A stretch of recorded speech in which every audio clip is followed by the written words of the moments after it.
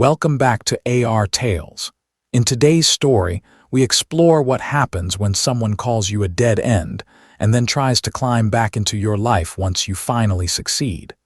As you listen, notice the moment where you think he should have closed the door for good. My name is Illy. I am 29 and I work as an architectural designer in Chicago. For the past 3 years, I have been at a mid-tier firm doing sustainable design. It is not glamorous, but I love it. I design community spaces, green buildings, places that actually matter to people who live there. I am the guy who stays late to fix the tiny details no one else notices, the one who gets excited about energy efficiency ratings and green certifications. Lena is 31. She works in PR and has this magnetic personality that fills every room she walks into. She loves networking, big events, the right restaurant with the right people. She is always polished, always on, always ready to sell a story. We had been together 5 years, living in a small downtown apartment, and I thought we were solid. I told myself we balanced each other. She pulled me out of my shell. I kept her grounded. Looking back, I think I wanted that story to be true more than I checked if it was. That Friday night, I was spread out across our kitchen table. Presentation boards everywhere, my laptop open, coffee going cold. I was working on a sustainability competition with a Monday deadline. This one mattered.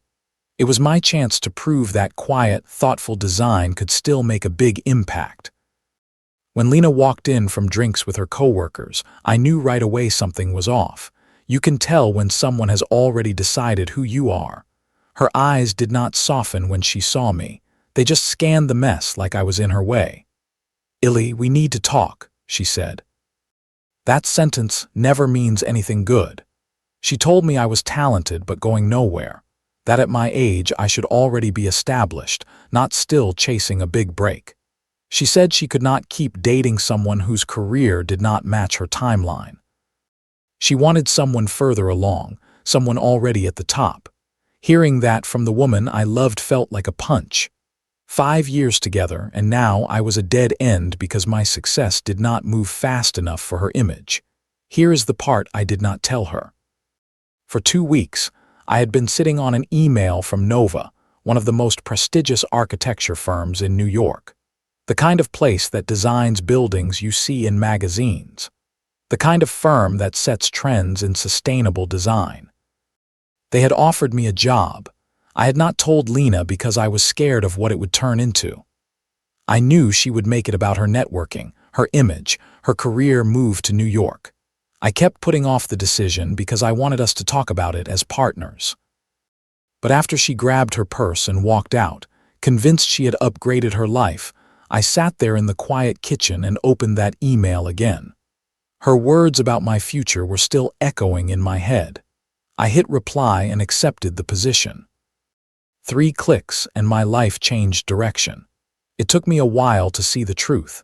I did not hide that offer because of fear of moving. I hid it because deep down I already knew how she would react. She would see my opportunity as something to control, not something to celebrate with me. When someone makes every good thing about them, that is not partnership.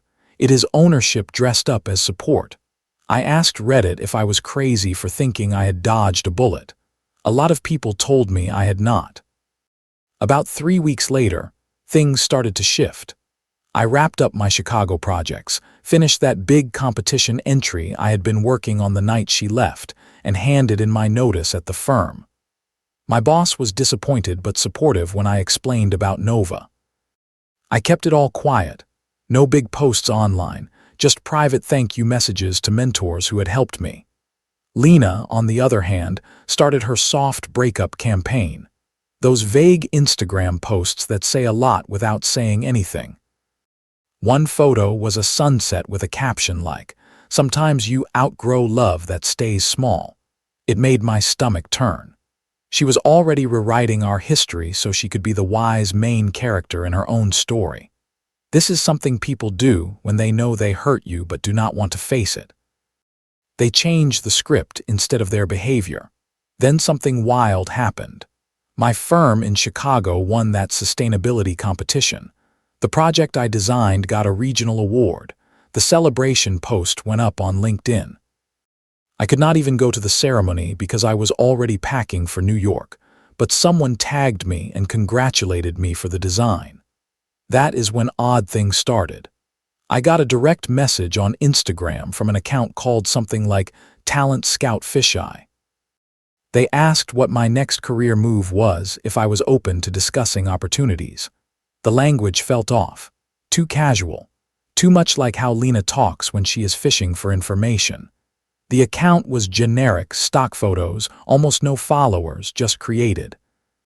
It felt like someone was pretending to be a stranger to get details they no longer had the right to ask for. Around the same time, my best friend Marcus, who works in marketing in Chicago, went to an industry mixer. Without meaning to, he told someone I had landed a position at Nova. News like that moves fast, especially when it involves a big-name firm. Within 2 days, I got a text from a number I did not recognize. "So you were interviewing the whole time. You could have told me. We could have planned this together." The level of denial in that message was unreal. This is the kind of rewrite that makes you question your own memory if you are not careful. I stared at my phone for a long time. This was the same woman who said I had no future, now angry that I did not include her in the future I had actually built. Then I remembered something else from the night she broke up with me.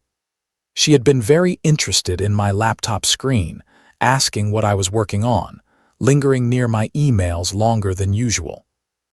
Later, I checked my browser history and account activity. Someone had logged into my Gmail from our shared computer 3 days before the breakup. The timestamp was 2 p.m. on a weekday when I was at work.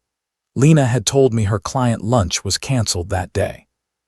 She had read my emails. She knew about Nova before she dumped me. That changed everything. She did not leave because I was stuck. She left because she thought I was going somewhere without her and wanted to control the story. Sometimes when people say you have no future, what they really mean is they are scared of not owning your future. I did not reply to her text. I had already signed a lease in Brooklyn and would be flying out in 10 days. I blocked the fake Scout account and focused on my move. New York was a shock in the best way. Nova was everything I hoped. I joined a team working on a sustainability project that combined affordable housing with green technology. It was the most meaningful work I had ever done. The culture was different too. They cared more about ideas than office politics. I also started seeing someone quietly. Her name is Olivia, a fellow designer. She is calm, thoughtful, and actually listens when I talk about work. She asks real questions. She has never once made me feel like I have to prove my worth to her. After Lena, that felt like learning what healthy love looks like. Months passed. Then my project was selected for Nova's annual gala. This is a black tie event with industry leaders, some media, big donors, the works. They invited me to give a short presentation. I was nervous, but excited. Olivia helped me practice my speech and kept reminding me I deserved to be there. The night of the gala, everything felt almost unreal. The venue was beautiful. The presentation went better than I expected. People came up afterward to talk about the project and ask questions. For the first time, I felt like I had really arrived in my field. I saw a flash of bright red across the room.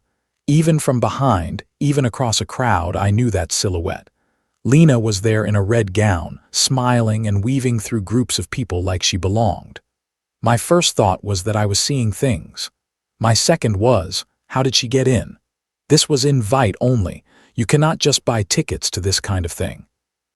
I tried to stay focused on my conversations, but I kept seeing her at the edge of my vision, talking to people, taking photos, acting like she was part of the event. Part of me wondered if she had gotten in through PR work. Another part of me knew something was off. Near the end of the night, as things were winding down, she walked up beside me.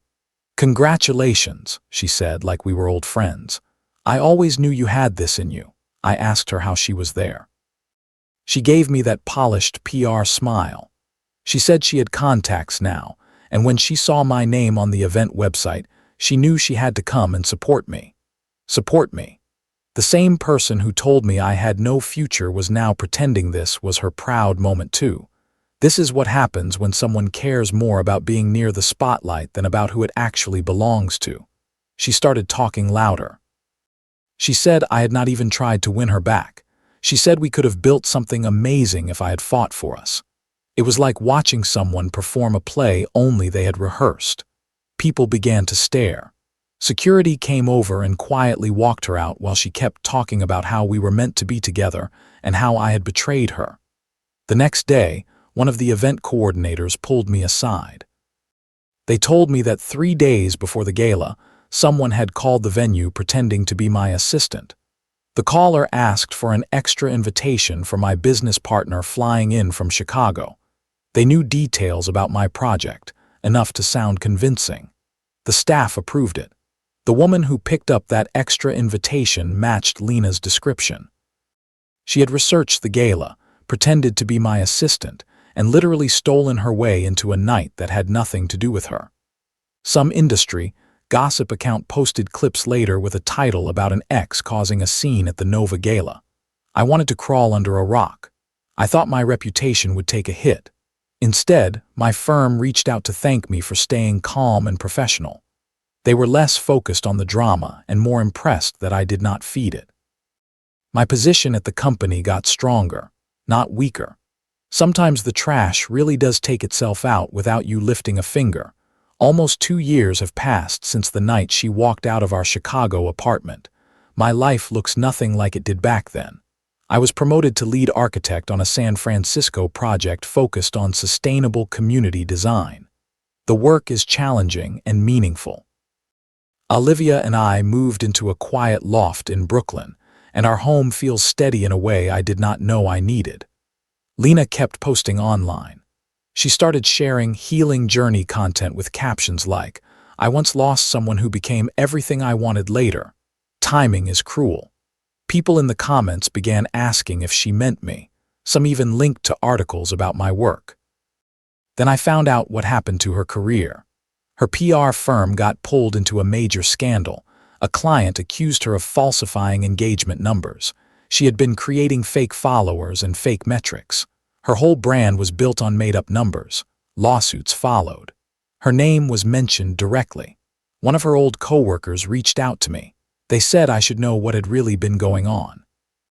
Lena had been telling people in Chicago PR circles that we were still together, that I was her architect boyfriend in New York, that she was planning to move there to support my career.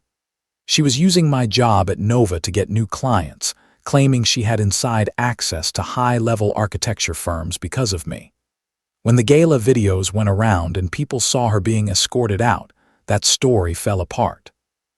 Clients started asking questions. Colleagues shared what they had heard.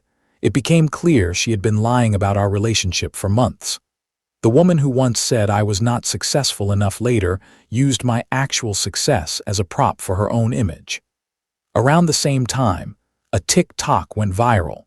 Someone stitched one of Lena's posts about losing me with a clip from a documentary I had done about sustainable design.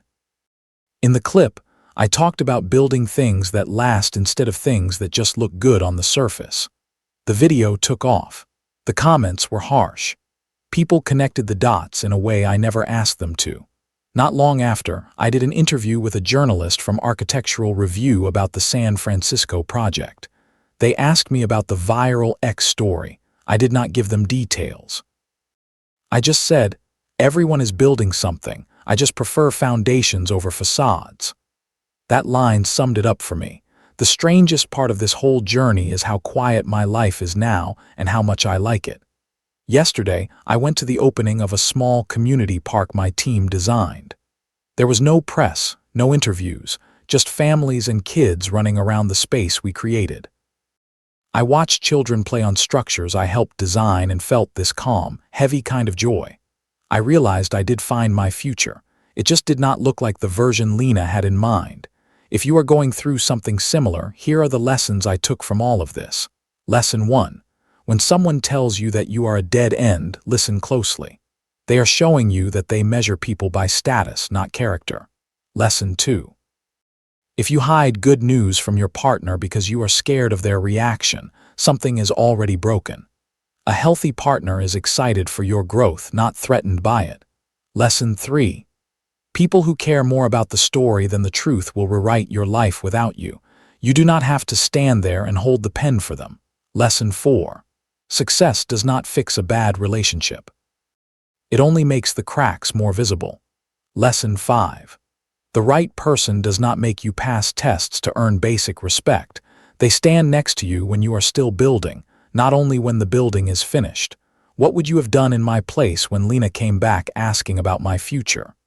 Do you think someone who uses your life as a prop for their image deserves another chance? Share your thoughts in the comments.